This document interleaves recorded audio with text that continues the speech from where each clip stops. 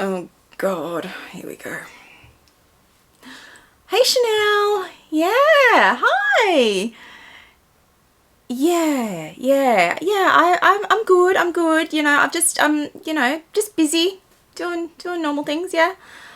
Yeah, I've been hanging out with Louis and Fendi lately, so spending some time with them. Well, Louis and I go way back, like over 20 years now we've been friends. Yeah. And yeah, I know you don't like Fendi. I know. You don't I know you don't understand the sequins and the color. I know. But you know that like you guys have Carl in common, right? That Carl, he was there with you for all those years and at Fendi for all those years. Yeah, I know. You just don't get it. I get it. Yeah, I know. But I like Fendi. Okay, yeah, okay. When am I coming to visit? Well, yeah, I'm just a little busy. Look, can I just be honest with you?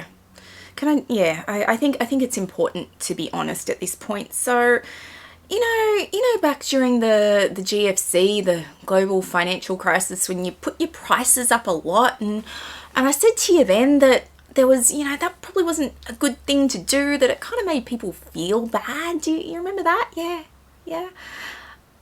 Well, can I just say that your latest price increases, it's making me a little uncomfortable at this point, Chanel. Like, I just don't know. Like, do we think this is a good idea to do to our clients? Do we think that we should be putting our prices up again? Yeah, it's just making me a little uncomfortable.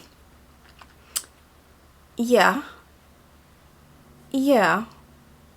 but yeah. Yeah, look, I totally get what you're saying about, rising costs and inflation, and I get it. Expansion costs money, and to put new stores together, it costs money, and staff, and, head offices and fit outs. I get all of that. Yeah, I understand that. But do you really think, like, passing all those costs on to clients at the same time as turning over huge profits looks good? I'm just wondering. Yeah, I get it. I know. Yeah, I understand. I understand that, everything's gone up over the years. I completely get it. Australian housing market. Yep, good, valid point. Yeah, the Australian housing market has most certainly increased over the last few years. I get that. But, yeah, I can't live in my classic flap. So you kind of get that the comparison's not there. Just because housing goes up doesn't mean luxury handbags should go up. Yes, I know I own many classic flats, but I still can't live in them, can I? No.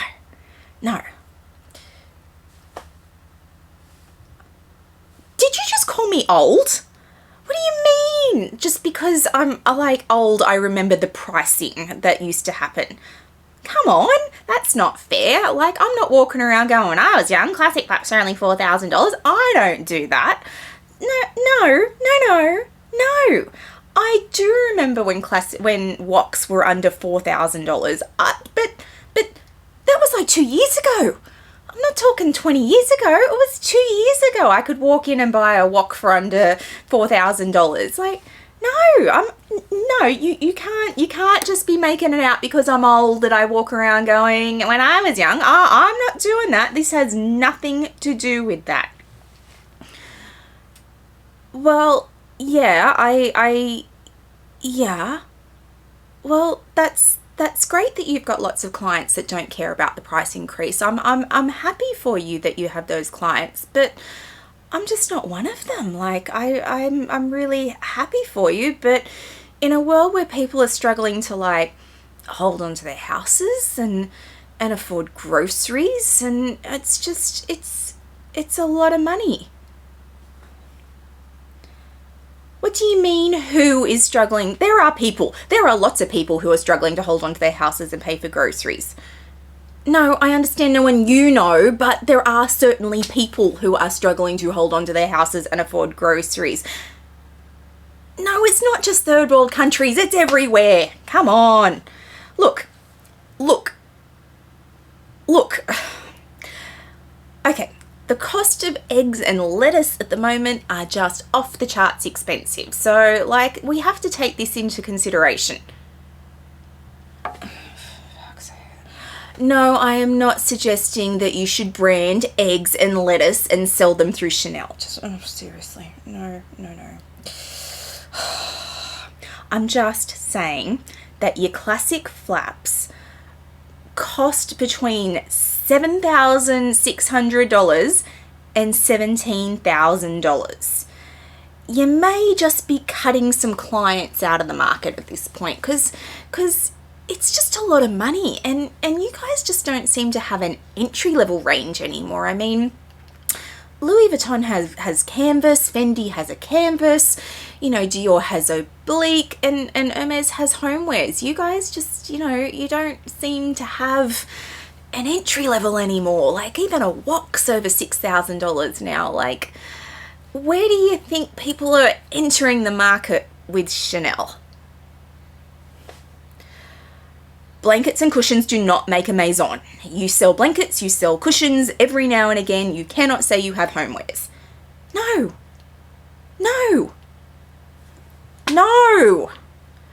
Like, if you want to be Hermes, if that's the strategy we're going with, and shh, we're not telling anyone that, but if that's the strategy you're going with, you gotta give people something that they can afford. Like, how are they starting their journey with Chanel, when there's nothing they can buy that is affordable? Yes, I know. Card holders are $790. I know. But how many card holders can somebody have? Like, they walk in, they buy a card holder, then maybe they buy one next season and the one after that because they like the colors. How many card holders can they buy Chanel? Really? Like, give them something to work with so they can work up to a classic flap. Even a wok at this point. Like, just give us somewhere to go. Yeah, but... Yeah. Yep. Yeah, right. No. Yep. No, but...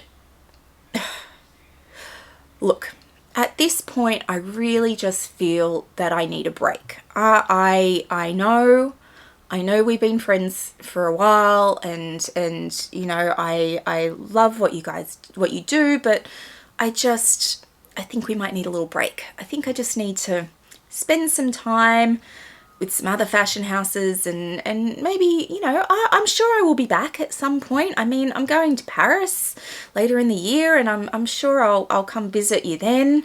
But I feel like we just need a little bit of a break for a while, and I wouldn't be a good client unless I told you how I was feeling. Yeah, well, I'll miss you too, I know, but, you know, I really feel that this is the best thing for our relationship at the moment. Just a little bit of space, and let's just see what happens, hey? Yeah. Okay. All right, well, good talk. All right. Okay. Bye. Hey, Louis. Yeah, just spoke to Chanel. Oh, lost their minds. Oh. No idea. Have lost touch with reality. Yeah.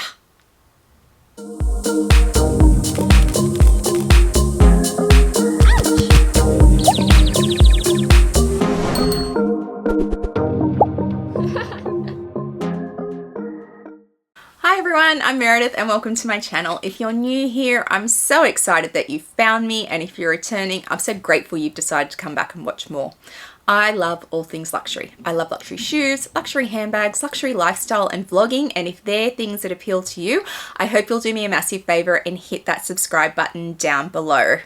I know the intro to this video was a little strange. I was going for funny. Hopefully some of you found it funny. I've been working on this Chanel price increase and how I really wanted to attack it as somebody who has quite an extensive Chanel collection, and how I was feeling about this price increase. And I just felt like the way I did the beginning of this video really kind of addressed a lot of that in a light way. But I did want to just take a few minutes just to talk to you guys about some of the things that I've been thinking about with this Chanel price increase.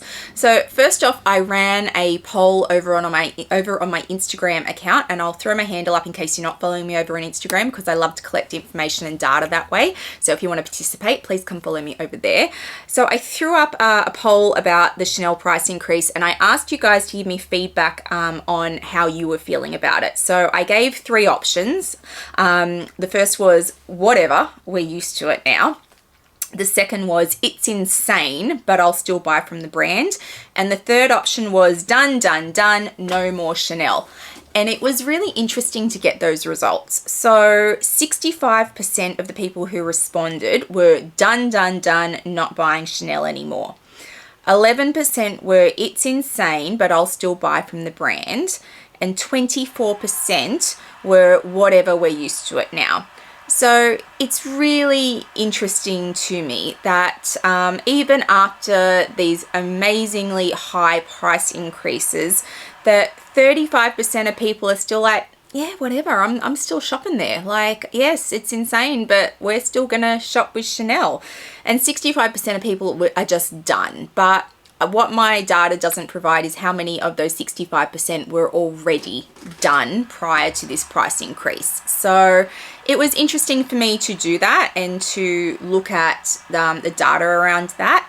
The pricing of Chanel is now insane. So in Australian prices, and in Australia, we include tax in our pricing. So when I give you this data, these prices, they are in Australian dollars and they are all inclusive. So if you walk into store, you pay this amount of money, you walk out with the bag. There's no tax added to that. We in Australia work on a system where all tax is included. Whatever the sticker price is the price. So a large classic handbag, as they call it on the website, which is a jumbo classic flap, of which I have one over here, is now 17,010 Australian dollars. It's insanity, absolute insanity.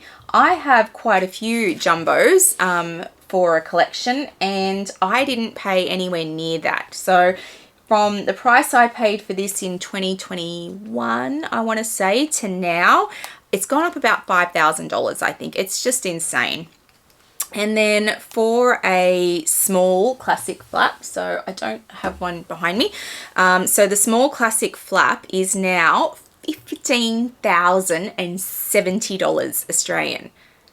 15,000 Australian dollars for a small classic flap. It's just mind-boggling to me. The medium size, which is the original size, which is this one up here, $15,710. It's craziness. So the difference between the small and the medium size classic flap in Australia is only about $700, only about. And then there's a massive jump to the jumbo. But here's where I am having the hardest time. So the minis are now 7,610 Australian dollars. It's I can't. I just can't even. Like, that's crazy amounts of money. Just insane for something that small. But the wok, the wok I think floored me more than anything. So the wallet on chain, and I love Chanel wallets on chain. I think I've got about 6 or 7 of them, maybe 8. I've got a few. I love the Chanel wallet on chains. I think they're really useful. I think they're super practical. I always travel with one. They're now 6,560 Australian dollars. That to me is extortion. Like, it is off the charts crazy for a wok. My woks, most of them I paid, I'm going to say less than $5,000 for, most certainly. I think some of them I even paid less than $4,000 for. But my woks, if I were to repurchase them at that price, I wouldn't. I just wouldn't repurchase them. I might have one, but I most certainly wouldn't have the collection that I have. And even the minis at this price, I wouldn't have as many as I do. So it's just crazy. there are some fantastic YouTubers who have done videos around this price increase, and I'm going to link them all down below for you because they've done quite comprehensive ones and different takes on it. So Dale from Dale's Addiction did a great video about how this is all our fault, and I definitely agree with her on this. We created this monster. We now need to live with it. Amelia Rose's Closet did one about the price increase and the US and European pricing, so go check out her video. Lisa from Luxury and Life in the Middle did one about 10,200 reasons to not buy a classic flap because she's American and that's how much they cost in America at the moment. She did a great video for that. Deb from Wild Unfiltered did a great video about Goodbye Chanel, and she gives you alternatives in her video. So if you are after alternatives to the classic flaps, then go check out her video. Jessie from Jessie Styles done a great video about 10 reasons to stop buying Chanel. She outlines all the quality issues and the different reasons why we shouldn't be buying Chanel and why they're not the brand we think they are. And Jocelyn from The Real Shakeen, she did a fantastic video, and I was actually hoping she would do a video. I was waiting for hers because she has quite an extensive Chanel collection. It's the bulk of her collection is Chanel. She buys ready to wear. It's certainly her brand. And she did a great one around the price increase as well, and I was super interested to hear her comments on it, and she was very considered. So definitely go check out her video as well. As somebody who is an avid Chanel collector, hers was a really interesting take on that. So I will link all those lovely, lovely ladies down below and their videos so that you can go check them out. Where do I stand on Chanel? What am I going to do going forward? So I have a real issue around the fact that Chanel don't really have entry-level items anymore. Yes, they have card holders, they have SLGs, but their bags, there's no longer an entry level. Even their shoes are getting really expensive. So I own a company, and our philosophy has always been what my mother refers to as little fishes are sweet. So just because it's not big business doesn't mean it can't become big business. So if you draw them in with lower cost products that they still need, and then get them in, and they can experience the, they can have the experience of using your service or buying your products and get used to it and loving it, then you are more likely to convert them to a higher client down the track. There are no little fishes at Chanel anymore. Like, how many card holders can you have? How many SLGs can you have? And the difference from an SLG to a bag, even a wok, which is not considered a bag, it is an SLG, is so vast now that you really can't get your clients from here to there. It's just a pricing strategy that I don't understand. I don't understand their business strategy. And that's not to say that it won't work or that I should understand everybody's business strategy. But as somebody who is in business myself, I don't see the bigger picture, and that always freaks me out a little bit. So I'm not going to tell you not to buy Chanel. I don't think that that's appropriate for me to do. As somebody who owns a lot of Chanel bags, I feel like it's hypocritical for me to say to you, don't buy Chanel. If Chanel is what you are aspiring to, if it's something that's going to make you happy, if you've never owned one and that is your dream, then me saying to you don't buy Chanel when I own so much is really like, it's hypocritical and it's rude. Like, you have a right to buy what is your dream. And to have that. So I'm certainly not going to tell you not to buy Chanel. If that's what is your ultimate bag, then most certainly you should have that in your collection at some point because it's what's going to make you happy. It's what you've dreamed about. But the goalposts are ever moving. So if you're saving desperately for a classic flap, even a mini or even a wok at this point, then it takes you a long time to save that money. By the time you get to the point where you have the amount of money you think you need, they've already moved the goalposts and it's now more expensive. So that's something to consider. Like, are you in a position where you can get to the point where you own one? Are you going to have to go into mass amounts of debt to own one? Is it worth it? And I'm also not going to give you alternatives. Deb did a great job of giving you alternatives, but I don't think that so I think that if you are desperate for a classic classic flap from Chanel, or any Chanel product, that buying an alternative is not going to scratch that itch for you.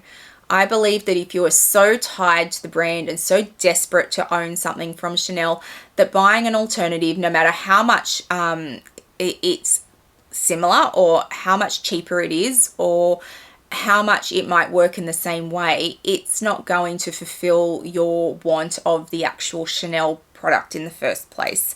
And in most cases, when you want a classic flap from Chanel, you want it because it is what it is. Like, nobody looks at the classic flap and goes, oh, it's a hugely functional bag, I think it's perfect.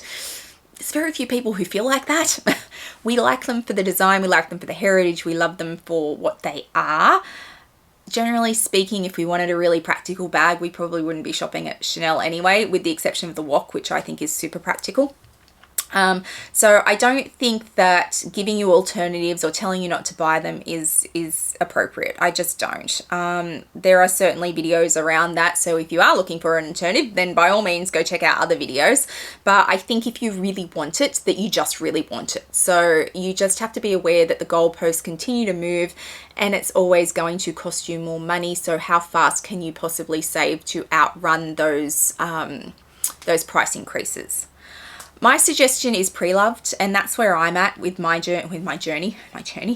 I have purchased beautiful vintage or just pre-loved bags that are in new condition or near new condition that have filled holes or wish lists that I've got.